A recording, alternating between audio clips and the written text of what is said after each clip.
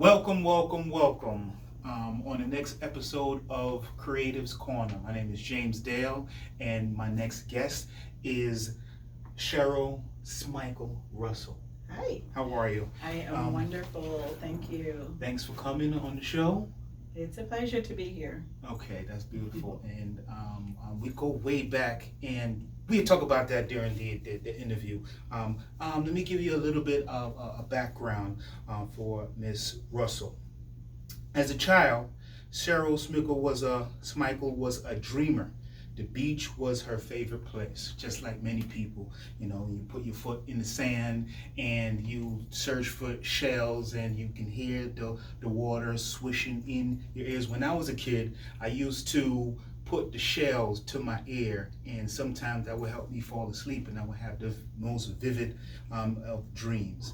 And you know, she would spend hours dreaming about her future and how she would be when she was older. Those who knew her would describe her as talkative, Still is. hardworking, kind, caring, ambitious, and has a super positive attitude. You sound like my mother. That describes my mother. Her dreams were always consistent. You know, she migrated to America, having a large family, becoming very successful, and helping her family. You know, I think that is everyone's dream to procreate, to being a nurturer, to help other people outside of ourselves. Anybody who is a decent person, anyway. Her dreams came true when she migrated to America at the age of 18 years old, being a young black Jamaican girl with few belongings, yet her hard work and having a positive mindset, pun intended, Sheryl became a mother of 7 successful children. She's a wife, she's a realtor, entrepreneur, a nurse, and a life coach. Anything else that you do? You do a whole lot. You got a lot of hats. I'm in the moment. So Okay. I hear that. The book that we are featuring is the I Am Mindset. Where she shares stories of her experiences working multiple jobs, dealing with racism, overcoming academic struggles, and learning to focus on self-care. She hopes that her stories will help encourage anyone who feels stuck, overwhelmed, and believe that success in any area of life is not unattainable.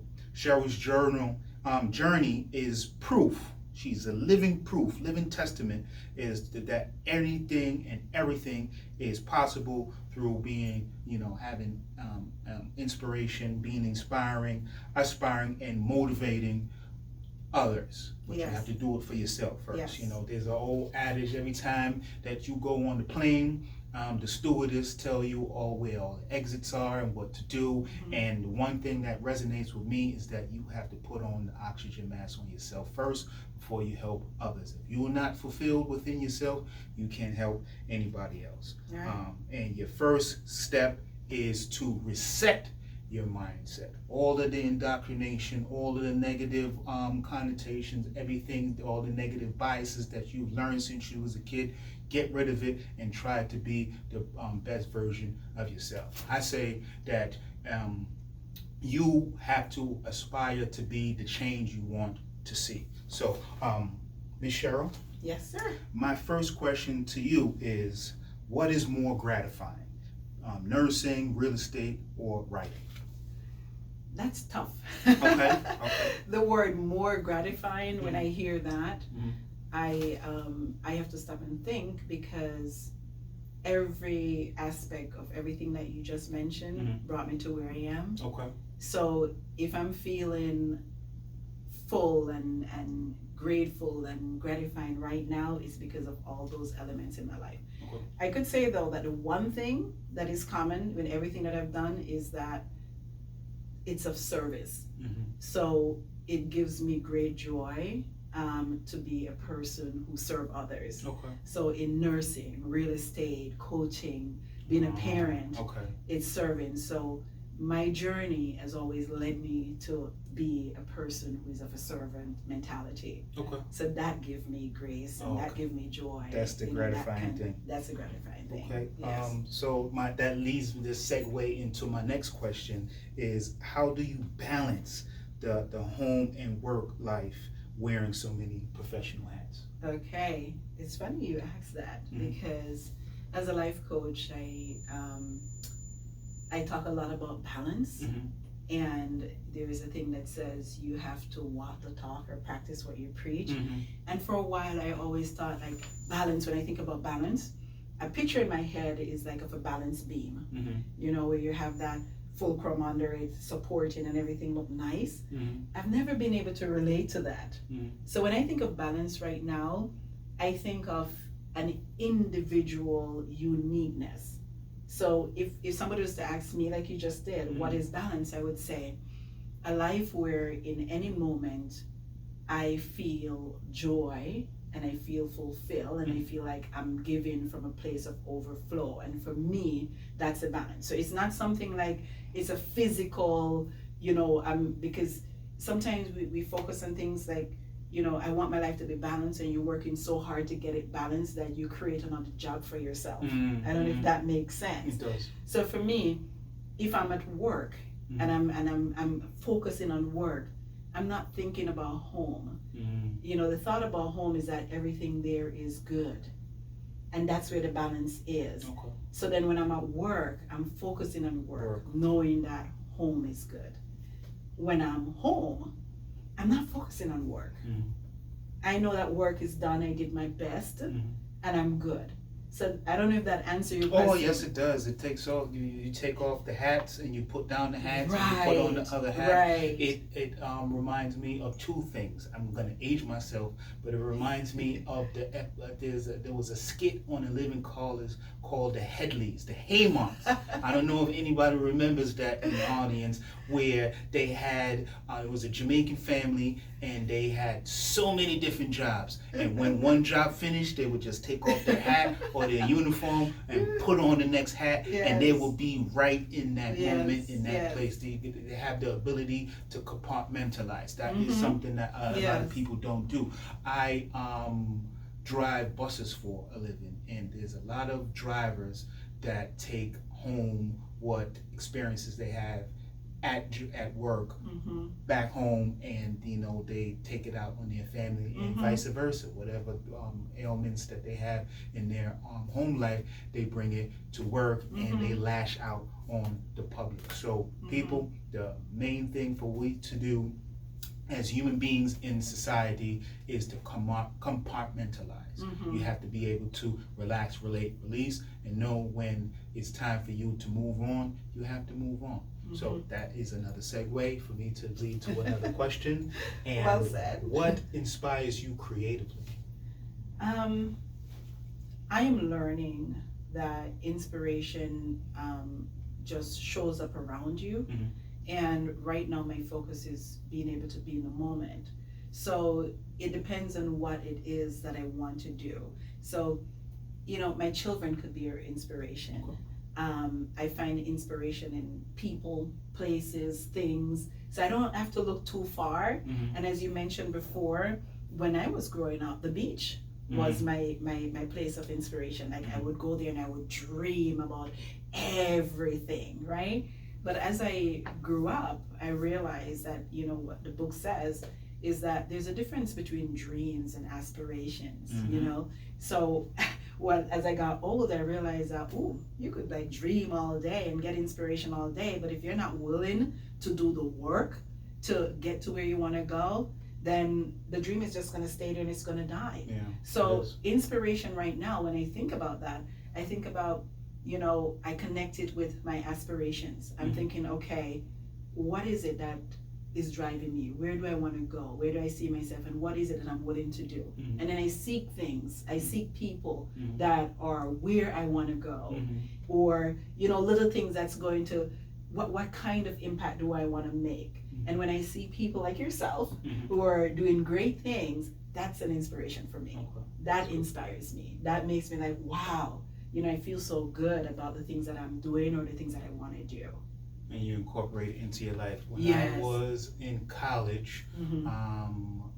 I used to do ADT. I would go door to door and knock on people's door, try to sell them security systems. Oh. And during training, the manager told us that we are not selling ADT, you're selling yourself. You know, so you have to Yes. approach every situation Mm-hmm. at the best version of yourself. If you don't, then people can pick up on your lack of self-confidence, Right. and they're Right. not gonna take you seriously. Mm-hmm. So I want to ask you, Mm-hmm. what brought you to write your book? Well, the book. Mhm. The book, The I Am Mindset, actually started out as being I Am My Story. Mm-hmm. So years ago, you know, as a young mother, you know, I started having children at about 26 years old, Mhm. and I always had this dream that became an aspiration that I wanted lots of children, Mhm. like 10 children. And nobody took me seriously. Not even my husband. Sorry, honey. Mhm. I don't think he took me serious.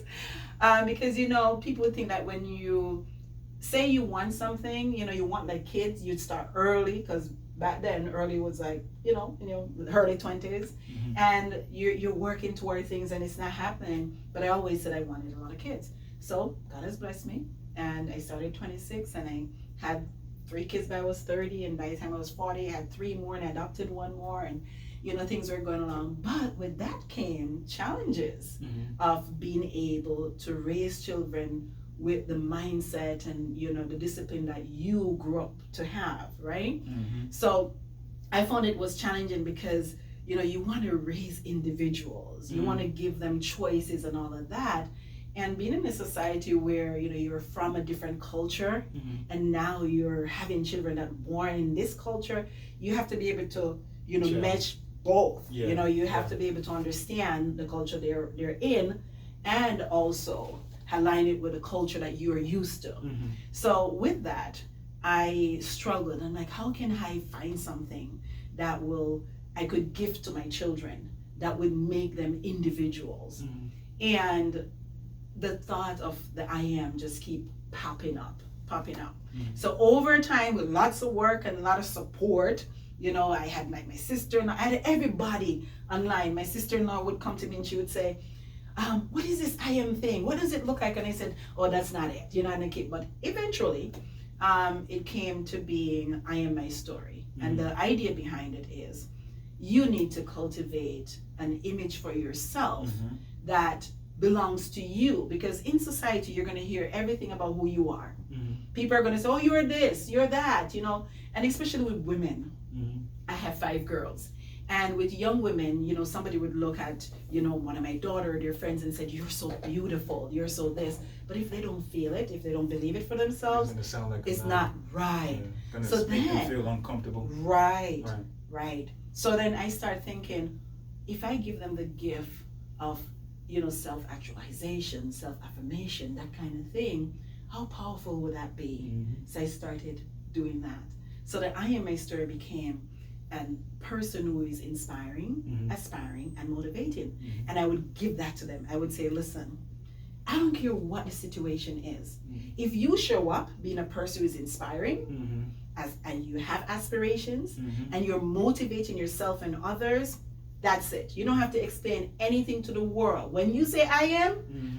everything else. So the I am in the I am mindset is Right. an acronym for inspiring, aspiring, Aspiring. and motivating. Yes, yes. And it came from the I Am My Story, because I said your story is secondary. Okay. Mhm. Your story is something that you're going to rise above, rise over. It doesn't define you. Right. But when you say I am, it's the start of you deciding and saying to the universe, this is what I am saying about myself. And nobody else could say that but you. Right. Right. So that's where it started. And I think it was about 2007 Okay. that this started and that journey. So I'm not going to say unfortunately, but it has evolved. Just like a dream to an aspiration, Mhm. it evolved from the I Am My Story to the I Am mindset. Mhm. Because as this materialized, I realized that the focus needs to be the mindset. Mhm. It's a mindset that's going to control your story and every how you day. tell your story. So that's where the I am mindset come from. If you have a mindset of an image of yourself that is inspiring, aspiring, and motivating, then you're good. Because here's the thing, the inspiration part of the I am is that it's a double fold.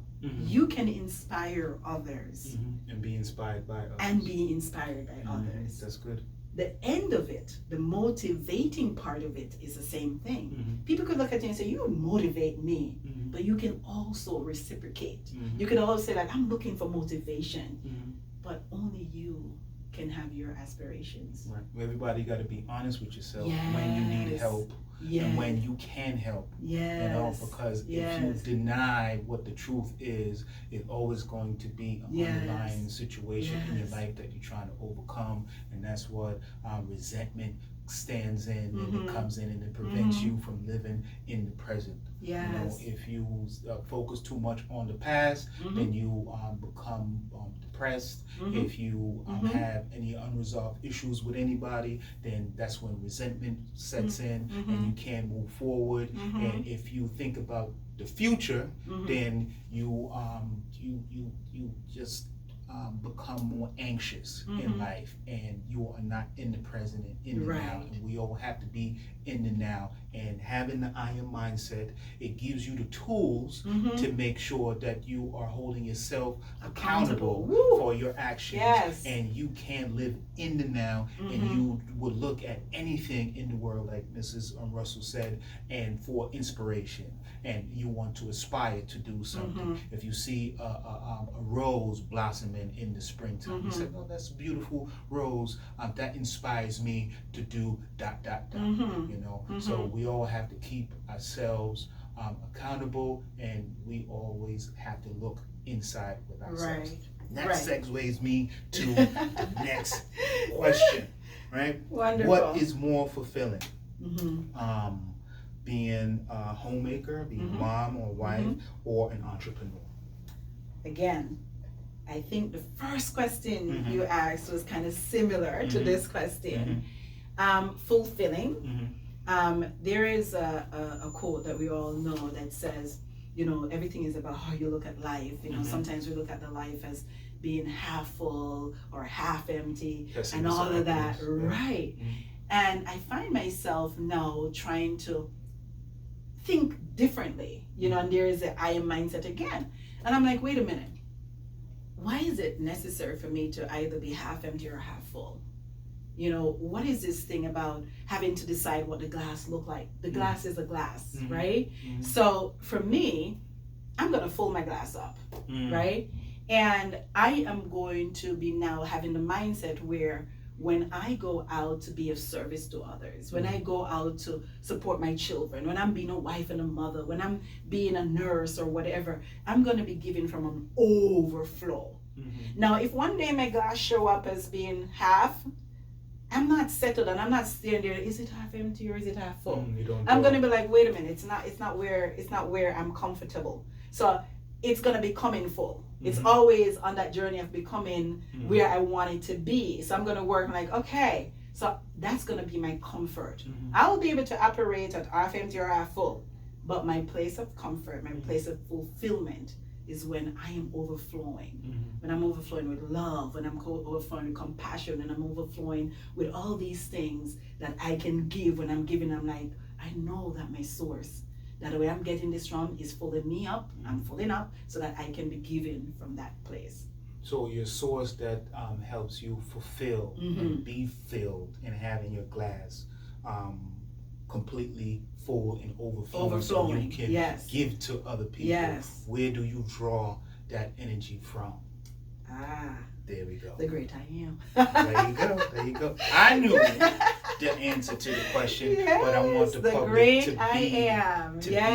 be on the same page. So the Most High is the one thing that fulfills all of us. The Most High is everything, and it makes everything possible. Without the great I am, then we are not. Yes. Okay. Yes. All right. Yes. What words of wisdom do you have for anyone who aspires to become an entrepreneur or a writer or a mom or a nurse or a real estate agent? Right. Well, because the book is about the I am mindset.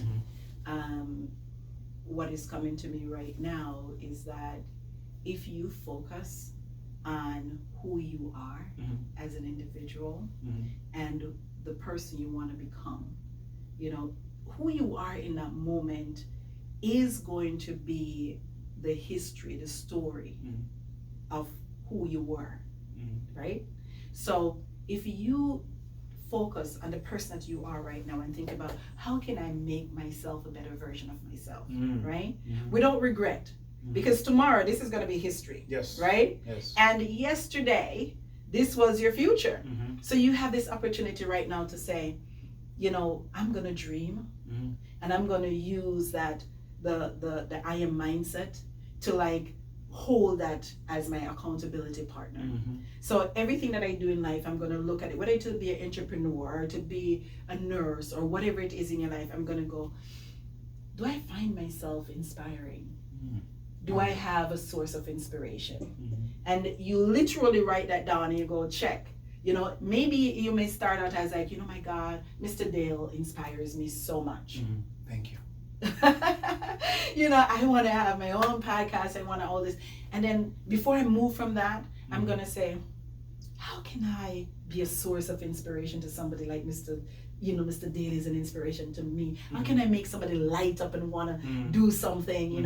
When Mr. Dale called me, I didn't even ask him what it was or anything. I'm like, yeah, just tell me when and what time and I'll be there. Because the people out there need to see light in the darkness, because there's a lot of people out there that's in the darkness and you don't know that they're in the darkness. But if you are a person of light and you are a bringer of light, or you aspire to be a bringer of light, you see the darkness in people. You become an empath and you are compelled to bring people into the light, because it can be lonely in the light. You want people to be in the light with you. You don't want to be in a party by yourself dancing. You want to dance with other people. You don't want to be at an event all alone and you just talking to the four walls. You want to talk to people and get a Q&A from people so you can aspire and be motivated to carry on. And the way that we need to do that is all need to have some kind of sympathy, some kind of empathy, and try to walk in other people's shoes and try to not be so judgmental.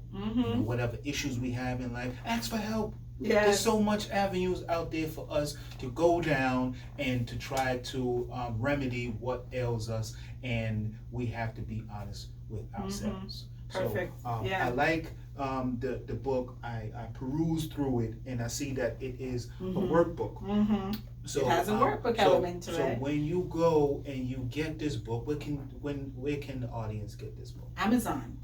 It's on Amazon, or it's going to be showing up in your local bookstores. There's a wonderful bookstore in Bloomfield.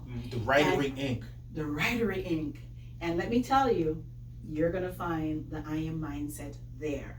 So Amazon, the Writery Inc. And here's the thing about the Writery Inc. If you come there, I guarantee you might find even a signed copy that you could have. We could arrange that for you. Okay? So because you're special, right? And you are on the journey of having your I Am Mindset. You already have it, but now we're going to focus, on what it really means for you. So come to the Writery Inc. and you'll find a copy, or go to Amazon and buy your book, and we'll work things out from there. This is a beautiful picture that you chose for the cover of your book.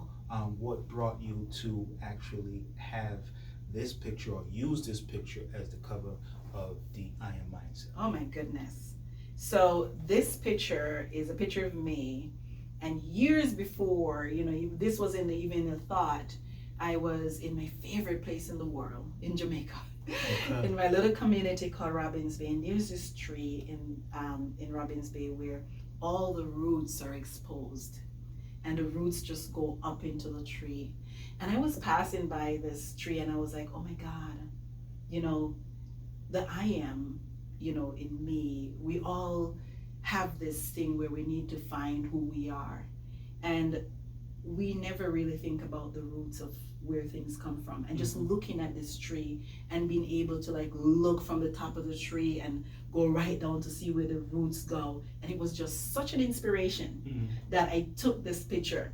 And then years later, as we were talking about the book, and Mr. Dale, I must say that you want to tell them how your relationship with the book. You're asking me about the picture. Yes. What is your relationship My with the book? relationship with the book is that I formatted the book. Yes. I edited the book with the help of the writer. Yes. And we came about this picture, and we used it for a representation of what the I Am mindset means, because a tree without roots is a plastic tree. Right. Doesn't have exist. Life. Yeah. It doesn't have life. And in this book, it holds you accountable, and you can draw from it, and you could write into it, and it would be your root. This would be your guide for the tomorrow. This would be your guide when you are in the present. If you have a thought, if you see something that is inspiring and it motivates you to do something else, or you want to motivate somebody else, you can buy a copy of this book and give it to somebody. You say, this would be a good fit for you in your life right now. Here's my gift to you. So inspiration. This is a very good.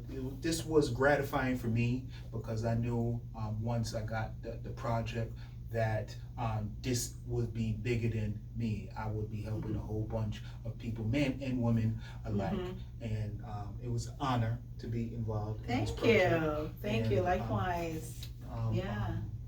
What other things that your audience could find you doing, other than what we know with the nursing and the real estate? Do you have any more written projects coming out yet? Podcasts? Do you have any groups that you want to tell the public about?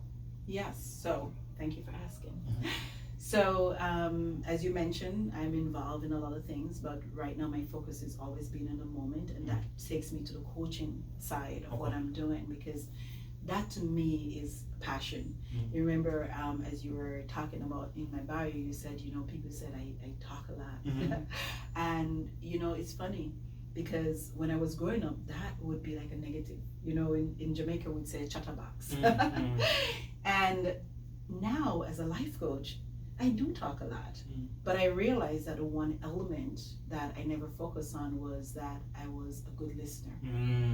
I was just about to make that comment.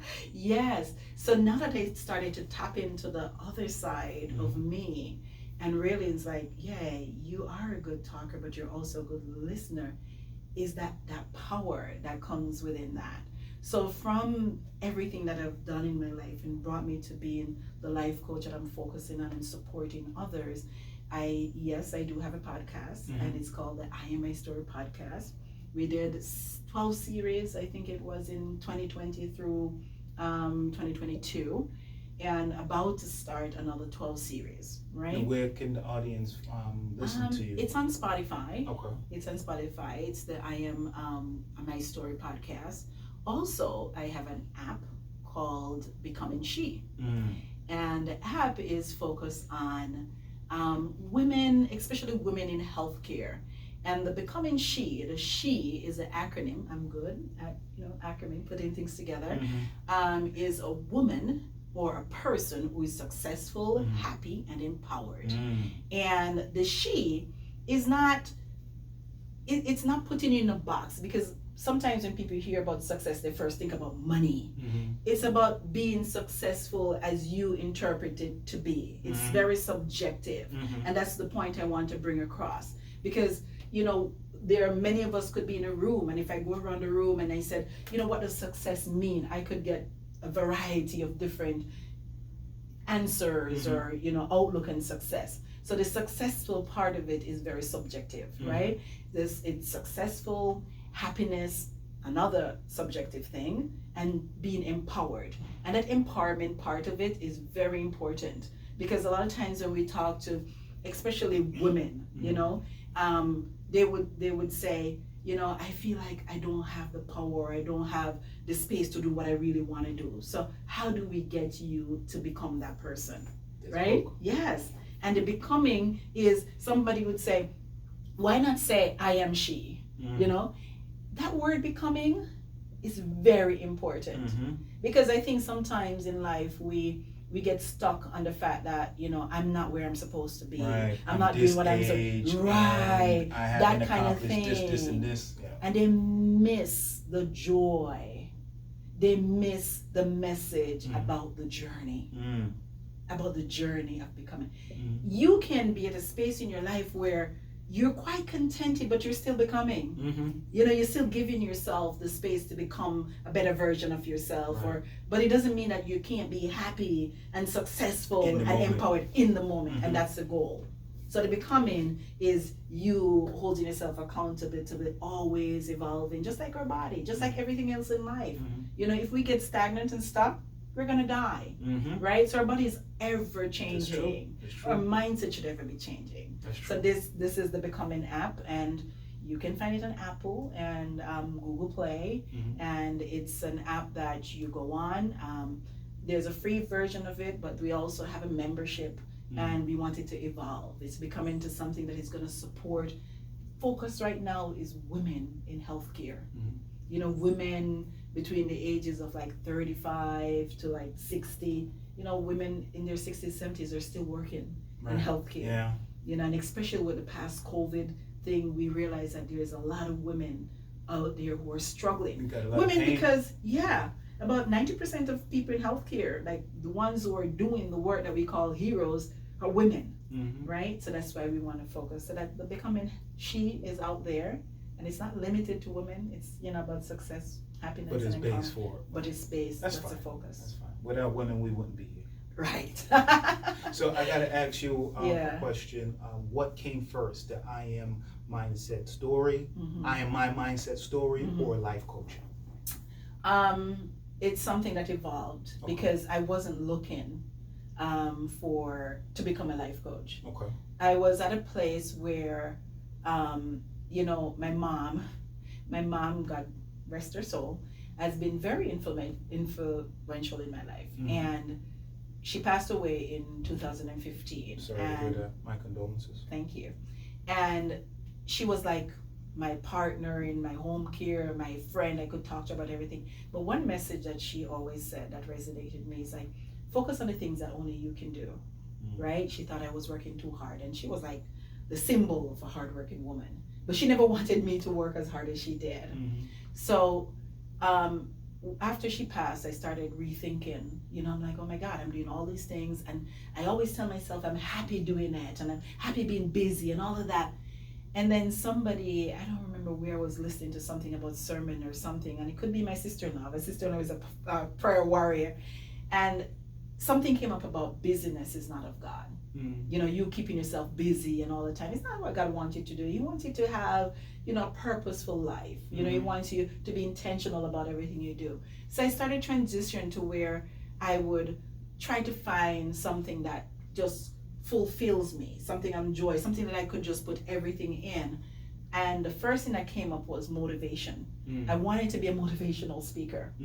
But I couldn't find anything in the internet that would fill it. And then all of a sudden, life coach was just coming up. And I'm like, what is this life coaching thing? And I reached out to another sister-in-law who that was the only person at the time that I could associate a coach with. And I kind of picked her brain, and she's like, oh, you don't need a certification for that. But now I'm looking back, and I'm going to say that the insecure part of me was like, I don't know if I would feel good. Doubt. Yes. Poison. Yeah, if I would feel good doing something that I didn't have a certification for, you know, or I couldn't hone and said, you know, so I went and I sought out where I could get trained as a life coach. So I went to a certification program, and I did a certification, and I became a life coach. So when you ask what came first, it was a becoming. It was an evolvement. From everything that I did. I found that there was a place where I could go, where I could feel like I'm giving from an overflow. So the life coach kind of put everything like in one little gift basket. So when I'm a life coach and I'm serving others, if a person, you know, is coming from a place where they feel like I'm not deserving of a family, or I'm not doing what I'm supposed to do, I don't find myself saying I understand, because I never do, but I can relate to where they're coming from. So as a life coach, I feel that I'm actually serving in every aspect of my life that I've been before. And this is just the gifting that I have that I'm able to give as a result of the things that I've done. Okay, that's beautiful. Thank you. And one last question I wanted to ask is, all of this inspiring and creative things that you have going on, all these ventures, who are you going to pass the baton over to? Who will fill your shoes? Oh my gosh. When it's all said and done, when you retire and everything, who is going to take on the mantle of the life coach, of the entrepreneur, of the proverbial nurse of the year, the nurturer? Who is going to be that person? Out of your kids is what I'm asking. Or if you got somebody else that's looking to take over your empire, so to speak. You are such an inspiration. You are good. So as you were talking, it brings me back to my grandmother. And she had this thing about not leaving a will. She was like, when I die, I'm not leaving anything for nobody. While I'm alive, I want you guys to be involved. I wanted to see the fruits of my labor. She wants us to be the best we can see, and she wants us to see us succeed while she's here. Those are her flowers. Yes. So when you're saying, who am I going to leave that to? For me, the focus is not to, it's not that I don't want to have a legacy, but it's like I want to impart my knowledge here, now. I want to be able to impact people here and hold people accountable for holding themselves accountable for what they receive and what they do with the gifting that they get. Whatever happened when I'm gone, hey, you know what I'm saying? But the focus is being in the moment and giving all that you can give from overflow. Now, I'm blessed to have 7 wonderful human beings. And why I say wonderful, yes, I'm a mother, and of course, but wonderful because I see them being people who are giving and creating. And I'm going to tell you, I have a daughter who is actually my life coach. I have a daughter who is she's not an accountant, she's in college, but I can call and talk to her about money and even borrow from her sometimes and stuff like that. You need to give me her number, because I need some money too.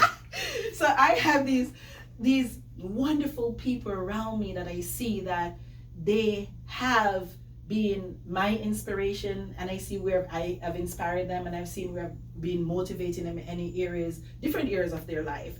And I see their aspirations to be people who are servants and serving others. So this is what fulfills me. So I hope that being able to live it and being blessed to see the fruits of your labor, to see your children, to see your friends, to see your co-workers emulating the person and being happy when you show up in a room. When I show up as a nurse, supervisor, everybody's like, oh my God, if I'd known you were here, that kind of thing, that gives me joy. So I can only imagine that, if I retire, because I'm always retired in my head, that there's somebody who is not just waiting until I am gone to exhale, right? That they are doing it now. That's in good. The moment, and that I can be a support to them while they're on their journey, while they're becoming the she, or while they're working on their I am mindset, that I can have some kind of, I could be their inspiration in some way, or I could be able to motivate them in some way. Okay, that's a good answer. So is there anything that you want to leave to the public, any quote that you want, or passage that you want to read from this wonderful book? Well, I am going to ask you if you would do the honor of reading there's a quote at the back of the book. Would you like to share it? Sure. I am inspiring, aspiring, motivated. My story. I will not look to the world to decide what it means to be me. I am my self-affirmation that validates my awareness of who I know myself to be.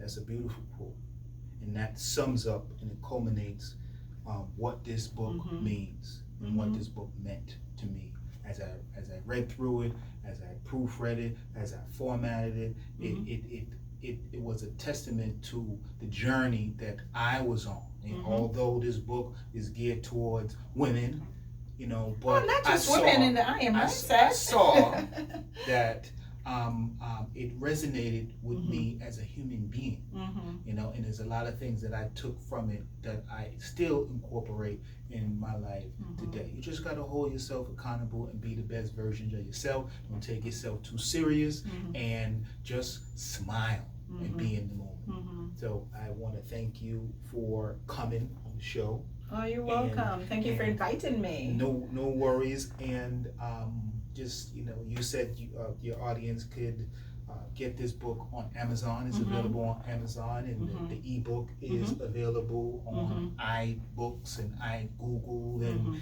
everywhere that you can download an ebook. And your podcast is available on Spotify. The I Am My Story, yes. Podcast, yes. And the app is on Apple and Google Play, and the app is Becoming She. Becoming She. Yes. So, what is the follow-up to this book, or is this the only book that you're going to write? Well, I guess I'll be reaching out to you because the follow-up is going to be Becoming She. Look out for it in stores and wherever books are sold. Coming soon. And on that note, I thank you. And you're very welcome. This is the last of our show, and I will see you on the next episode of Creatives Corner. Thank you.